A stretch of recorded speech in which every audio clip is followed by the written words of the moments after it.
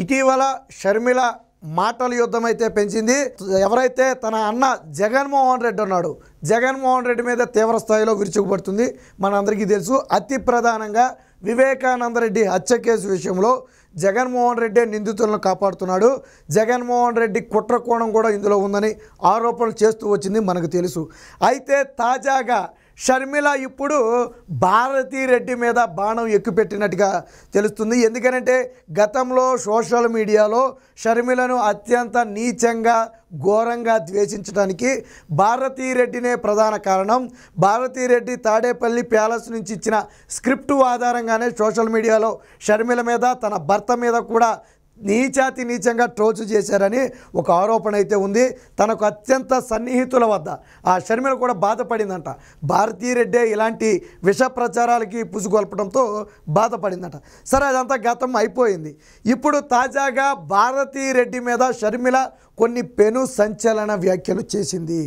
ఇప్పటి వరకు వివేకానందరెడ్డి హత్య కేసులో గొడ్డలి వేటు వెనుక అవినాష్ రెడ్డి, భాస్కర్ రెడ్డి ఉన్నారని మనందరం అనుకున్నాం. అయితే ఘటన గురించి ముందే జగన్మోహన్ రెడ్డికి తెలుసు అని కూడా మనం మాట్లాడుకున్నాం. అది మనం చెప్పడం కాదు, వాళ్ళు చేసిన ఆరోపణ. అయితే ఇప్పుడు తాజాగా ఈ వేటుకు సంబంధించి భారతీ రెడ్డి పాత్ర ఏమైనా ఉందా అనే అనుమానం కలుగుతుంది. ఎందుకనంటే ఈరోజు షర్మిల చేసిన వ్యాఖ్యలు అందుకే వాళ్ళే సింగిల్గా ఉండాలి, అందుకని అందరినీ గొడ్డలు తీసుకుని నరికేయండి, అందరినీ నరికేస్తే మీరే సింగిల్గా ఉంటారు, మీరే కింగులా ఉంటారు, అదేనా భారతీ రెడ్డి స్ట్రాటజీ అని చెప్పి ఈరోజు షర్మిల మాట్లాడింది. మనకి గొడ్డలి అనగానే మొదలు గుర్తొచ్చే మాట ఏంటి? వివేకానందరెడ్డి హత్య కదా. మరి వివేకానందరెడ్డి హత్యకి ఇప్పుడు భారతీ రెడ్డిని మా అందరినీ కూడా నరికేయాలి అని అనటానికి మధ్య సింక్ అవ్వట్లేదా? గొడ్డలి అనే ఓడిని ఈరోజు భారతీ రెడ్డికి ఎందుకు అన్వయించింది అంటే ఆ రోజు గొడ్డలి వేటు వెనక భారతీ రెడ్డి హస్తం ఉందా? ఇలా ఒకటి కాదు, రెండు కాదు, అనేక అనుమానాలు ఈరోజు రాష్ట్ర ప్రజల్లో కలిగాయి. ఏదో ప్రతిపక్షాలు ఆరోపణలు చేస్తే సరే పోనీలే, ప్రతిపక్షాలు ఏదో రాజకీయ స్వార్థం కోసం ఆరోపణలు చేస్తాయి అని కొట్టిపడేయచ్చు, అది సహజం, నేను దాన్ని కాదన్నాను. కానీ ఇక్కడ ఆరోపణ చేసింది ఎవరు? స్వయాన సొంత చెల్లి, జగన్మోహన్ రెడ్డితో పాటు రక్తం పంచుకు పుట్టినటువంటి సొంత చెల్లి. మొన్న సునీతను అలాగే రాజశేఖర్, అంటే ఎవరైతే వివేకానందరెడ్డి కూతురును అల్లుడు ఉన్నారో ఆయన ఒక ఛానల్ డిబేట్లో పాల్గొన్న సమయంలో కూడా వాళ్ళు ఇదే అడిగారు. ఏమని? మీకు అంటే భారతీ రెడ్డి హస్తం ఉంది అని మీకు ఏదైనా అనుమానం ఉందా? మీరు ఉందని మీరు చెప్పగలరా అంటే ఎవిడెన్స్ లేకుండా అయితే మేము మాట్లాడం, కానీ ఆవిడని కూడా ఇంట్రాగేట్ చేయాలి సిబిఐ, ఇది ఒకటే మేము చెప్తాం, ఇంతకు మించి ఇంకా మేము చెప్పలేం అని ఒక మాట అన్నారు.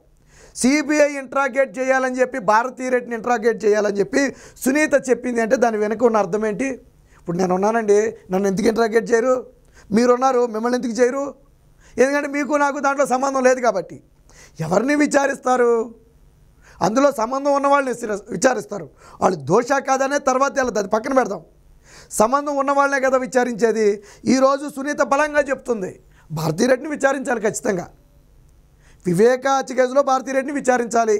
మొదట్లో మేము నమ్మలేదని కూడా చెప్పింది. వాస్తవానికి తన సొంత అన్న గురించి మొన్న కొన్ని కఠోర నిజాలు చెప్పింది. ఒకసారి చూడండి, వాళ్ళు లేటెస్ట్గా ఇచ్చినటువంటి ఒక బిగ్ డిబేట్లో వివేక హత్య జరిగిన తర్వాత జరిగిన పరిణామాలన్నీ కూడా పోసగుచ్చినట్టుగా వివరించడం జరిగింది.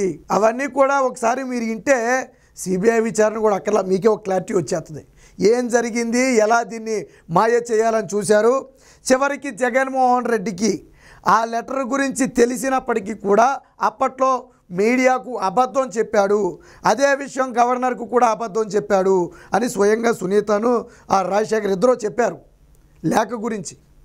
అంటే ఇదొక అంటే ప్రీ ప్లానుడ్గా స్క్రిప్ట్ ప్రకారం సజ్జల రామకృష్ణారెడ్డిని అడిగితే స్క్రిప్ట్ ప్రకారం మాట్లాడేయండి అన్నారంట.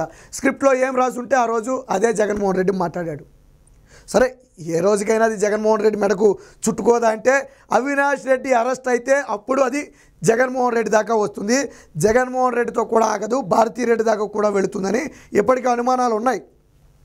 జగన్మోహన్ రెడ్డి తన రాజకీయ శక్తిని అంతా ఉపయోగించి, తన పొలిటికల్ ఇన్ఫ్లుయెన్స్ అంతా ఉపయోగించి మోడీ కాళ్ళ మీద పడి మరి అవినాష్ రెడ్డిని ఎందుకు కాపాడాడు? అంత దూలేముంది, పోతే పో నాకేముంది అని వదిలేయొచ్చు కదా. ఎందుకు వదల అవినాష్ రెడ్డిని? ఎందుకు వదలలేదంటే అవినాష్ రెడ్డి వెళ్తే ఈయన దొరికిపోతాడేమోనని భయం. ఆ సునీత చెప్పేది అదే కదా, నువ్వు ఎందుకు అవినాష్ రెడ్డిని కాపాడుతున్నావు, నీ పాత్ర బయటపడతానే కదా అంతే కదా. సో ఇప్పుడు షర్మిల చేసిన వ్యాఖ్యల్ని ఒకసారి మీకు లైవ్లో వినిపిస్తా, ఒకసారి వినండి. అవునండి, వాళ్ళే అధికారంలో ఉండాలి, వాళ్ళే గొడ్డలు తీసుకొని అందరినీ వాళ్ళకి అగేన్స్ట్గా ఉన్న వాళ్ళందరినీ నరికేయాలి, వాళ్ళే సింగిల్ ప్లేయర్గా ఉండాలి. విన్నారు కదా, వాళ్ళే అధికారంలో ఉండాలి, వాళ్ళే సింగిల్ ప్లేయర్గా ఉండాలి, వాళ్ళకి అగెనెస్ట్గా మాట్లాడే వాళ్ళందరినీ గొడ్డలు తీసుకుని నరికేయాలి. ఎవరు అనేది చెప్పు తినండి. ఇదేనా భారతి గారి స్ట్రాటజీ? ఇదేనా? వినపడిందా? అంతే కదా, గొడ్డలితో మిగతా వాళ్ళందరినీ నరికేయండి, మీరే సింగిల్ ప్లేయర్గా ఉంటారు అప్పుడు. విన్నారు కదా, భారతీ రెడ్డి గారి స్ట్రాటజీ అదేనా? ఏది? గొడ్డలతో నరికేయటం.